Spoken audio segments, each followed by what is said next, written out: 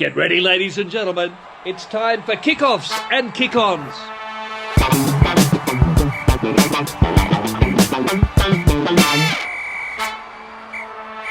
Yes, hello and welcome to the BC. Yes, the bonus content. It's a Friday night. You're sitting down with your missus. You're thinking, gosh, I wouldn't want anything more than to have a little listen to the... What's it called? Let's...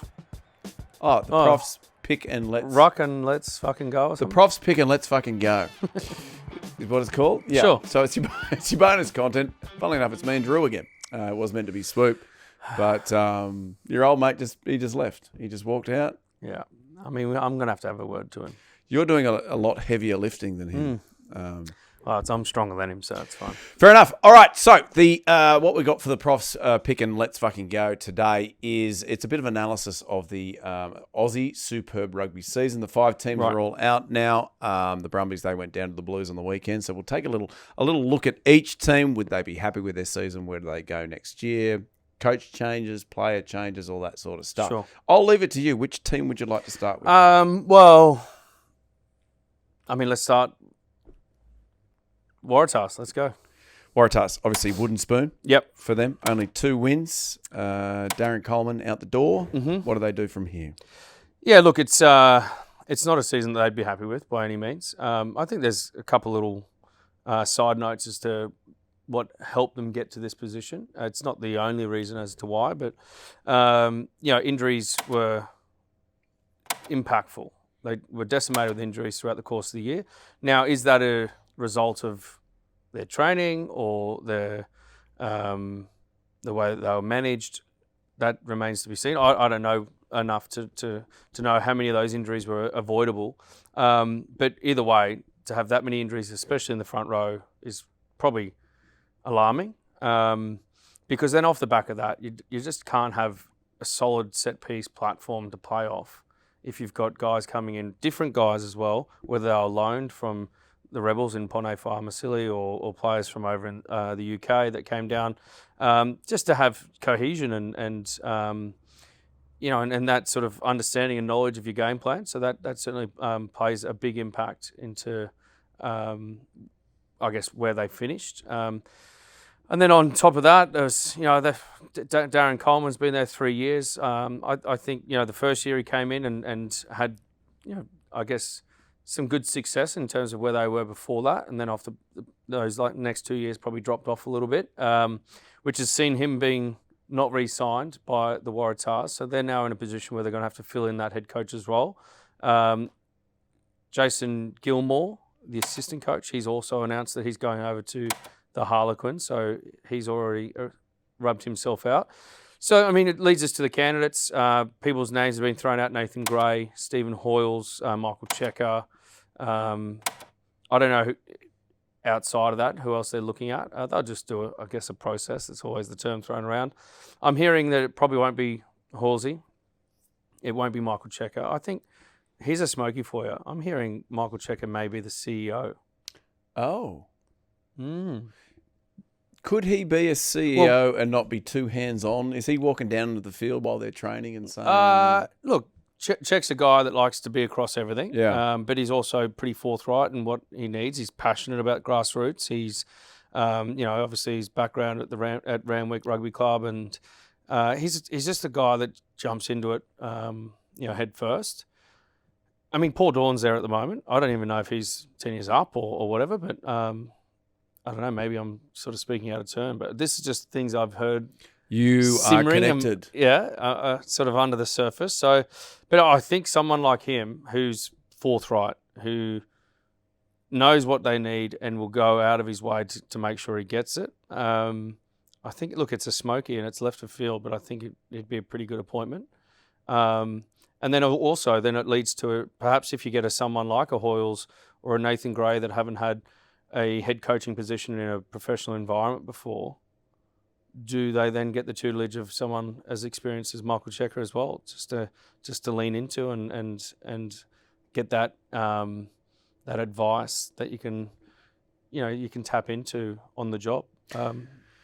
Who knows? That's a good shout. Now, obviously, quite a few changes in personnel already that we've heard. People departing. A lot of players departing. So, Tuipulotu, Harry Wilson, Izzy Parisi, Nwangani Tuase, just to name a few. Obviously, I think they're going to be bolstered by what's happened at the Melbourne Rebels. There's going to be a number of players that jump across and play for the Waratahs next year. I'm hearing Andrew Kellaway will be at the Waratahs. Which is probably not a huge surprise to anyone. He's from here and he'd played here previously. So they'll be bolstered in terms of their roster. And I think that's probably, one thing that I guess having 5 teams has diluted our player pool and our strength and our teams, because we're having to fill 5 teams with 35-man squad or whatever it might be.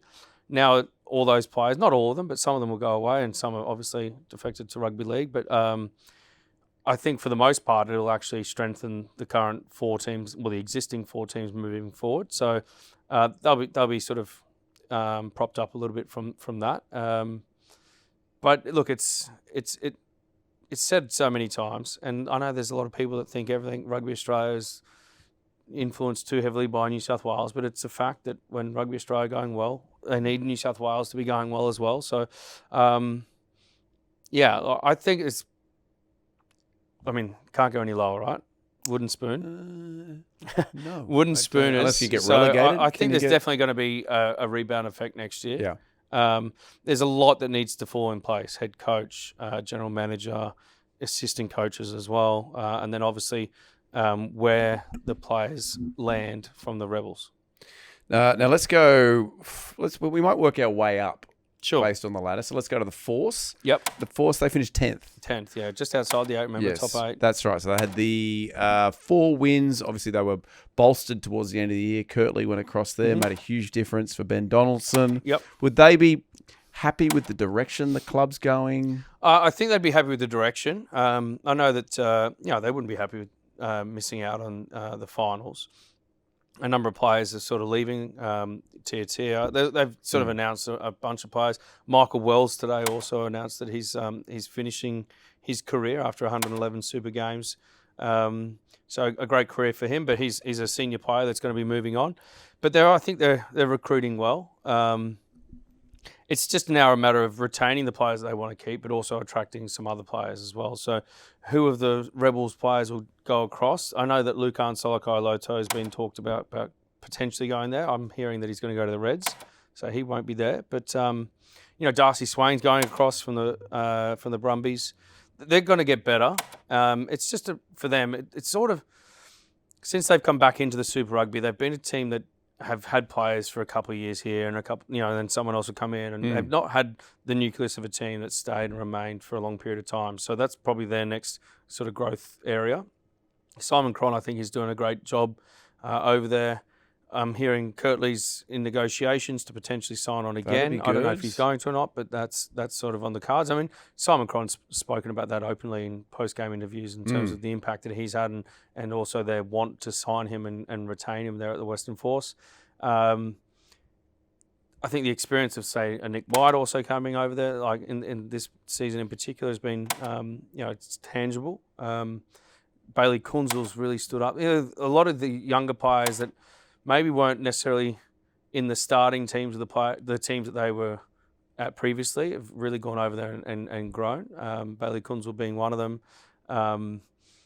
Look, I think they're definitely going to get better. And like I said, they wouldn't be happy missing out on the 8, but I think there's some growth ahead for the Western Force. But definitely an upwards trajectory. Yeah. Finished the season strong. Yep. Positives for next year. All right, hey, let's take a look at the Rebels next. Unfortunately, very unfortunately, they are no more. Yep.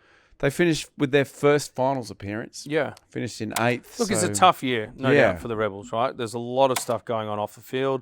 To be able to sort of compartmentalize that and park it to the side and then go out and focus yourself on the job at hand each week, which would have been tough because it's not just... there's just so many different elements of the stress that would have put on them, whether it's financial stress, whether it's career progression stress, whether it's, the stress you have at home from your partner or, if you've got kids as to what their future looks like and how you can provide, all that sort of stuff. It comes into it to then be able to go out there and perform and make the finals for the first time ever as a franchise. It's admirable. I I think there's a lot of great players there at the Rebels, and they'll find a home. And the better players will find themselves, in the upper echelons of the existing 4 Super Rugby teams here in Australia. Other players may look to play overseas. Obviously, Carter Gordon's gone to the Titans in rugby league. I'm hearing Josh Cannon maybe looking at the Reds. Lukan Salakai-Loto as well, going to the Reds. So, like I said, with the demise or the unfortunate circumstance of the Rebels means that other teams are going to get propped up by getting, some of these elite players filling their squads, which will only mean, further competition for positions for those existing squads. What's it mean for rugby in Melbourne? Obviously, a lot of chat around where is the World Cup final going to be held in 2027? Yeah. The MCG, a big bid for that. Will this affect them? Well, look, I'm a big believer of it shouldn't be governed by money. It shouldn't be governed by governments that are willing to pay for big sporting events. It should be paid for the best experience for the players and the fans. And the MCG's not the place to play, even though it holds the most amount of people, which may mean a bit of short-term cash for Rugby Australia and whoever else is involved in that. The experience there, like on an oval field, a rectangular sport, like it's not the greatest fan experience, and for engagement, you're far too far away. And for the players involved, you want the feel of the atmosphere to be right on top of you, and you don't get that there. No. And so I would, in terms of the future of rugby in Victoria, like I think there's a strong sort of community base and grassroots base. There's there's certainly a lot of people that love the game, are passionate about the game, and look, the fact of the matter is it just didn't work in rugby for rugby professionally in Victoria. Whether it's the take of ticket sales on game day, whether it's cutting through the media that is so staunch on AFL down there. Look, you look at the Melbourne Storm, like in rugby league, right? They're arguably the most successful team in rugby league in the last 10, 15, 20 years.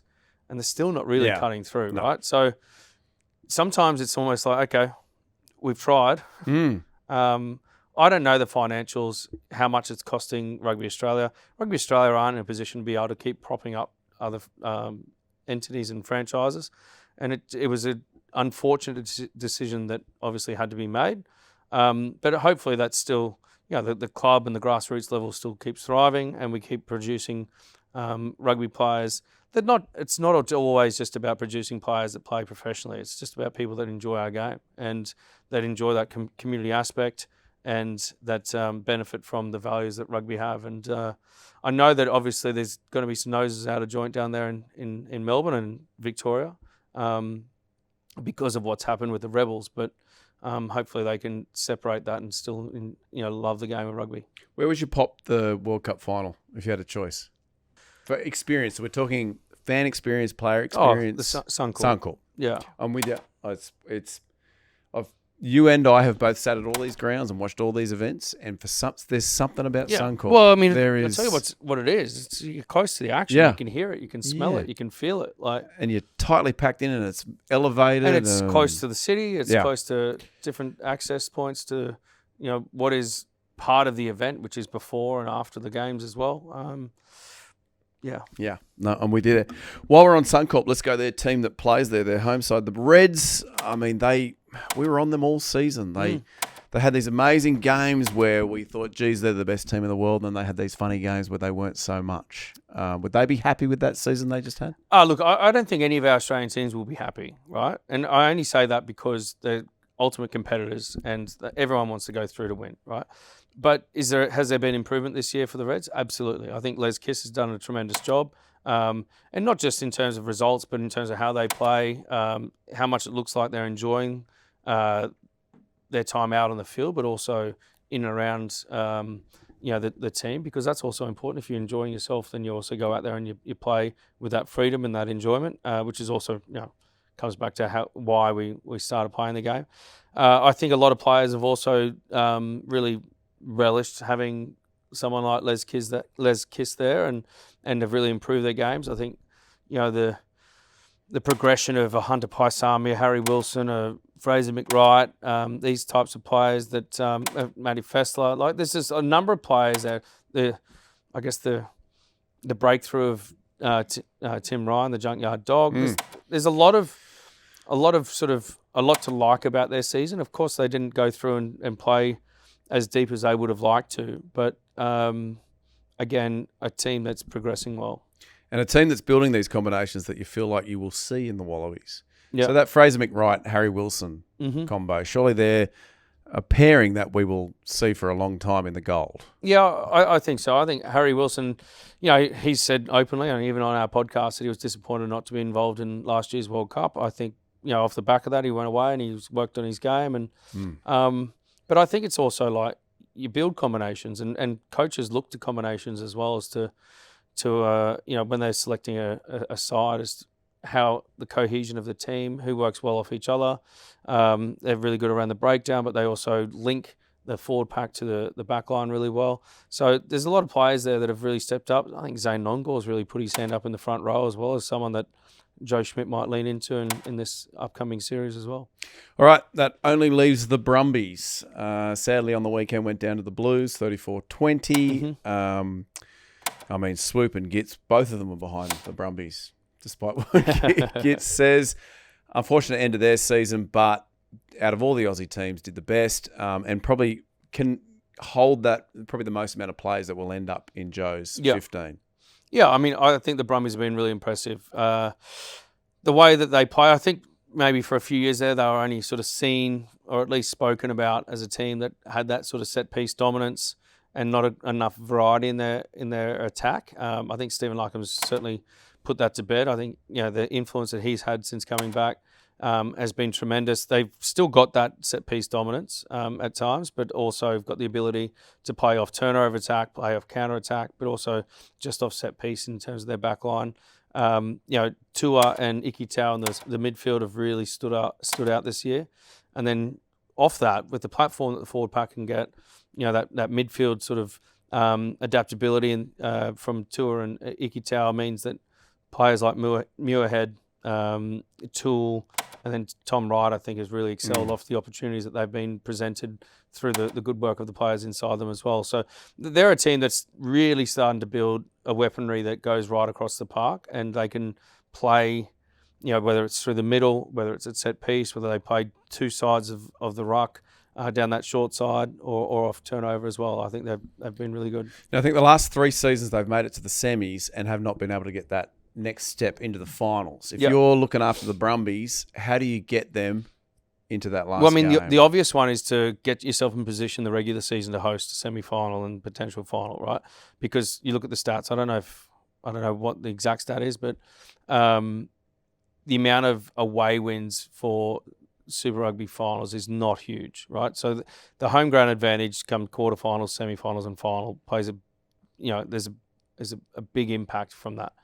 So that would sort of lean into that. But what I've liked about Stephen Larkham this year in particular is he's really being quite honest and forthright in terms of where they see themselves, what they actually want to go out there and achieve, and he's put it out there, and he's put it out there for his players to go out there and achieve those goals. And they didn't get it this year in terms of making the final and beyond. But I like that they're holding themselves to a standard. They know that they're better than a semi-final losing team, and they'll use that now as motivation going into next year.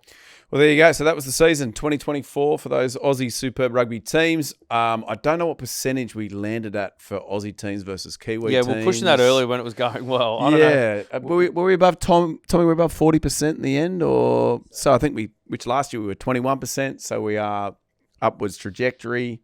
I think, look, from those 5 teams, Joe Schmidt's now in a position to pick a Wallaby squad on Friday for the upcoming series against Wales and Georgia. I think we're well placed to have, and what I will say as well, we've got to be patient. Like from where we were last year, the World Cup that we had, things aren't going to turn around. We're not going to be number 1 in the world in 12 months' time. We've got to understand and appreciate we need to apply some patience, and results will take time, and allow Joe Schmidt and his coaching staff, who I think are a really good coaching staff that he's putting together, to have the impact on this team. And it's going to take a while. Let the man cook. Let the man cook. Let the man cook.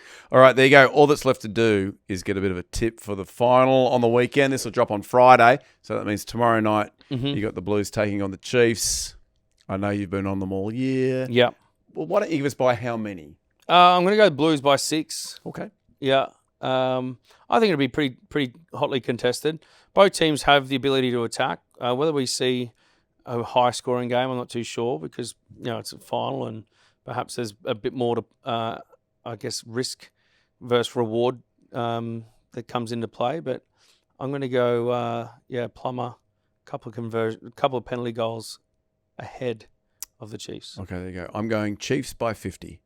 All right, that was the Professor's pick, and let's fucking go. Your bonus content will be on we will be on next week for more KOKO fun. And maybe Swoop might actually aim up and carry his load. You need to talk to him. I've tried. All that's left to do, KOKO! Oh, wow. That is the best video on YouTube. You know what you need to do now? You need to like and subscribe down there. Or if you want extra content, might be down there, you need to go up here or up here and get more of that gear. Thanks for supporting Kickoffs and Kick-Ons, and we will see you very soon.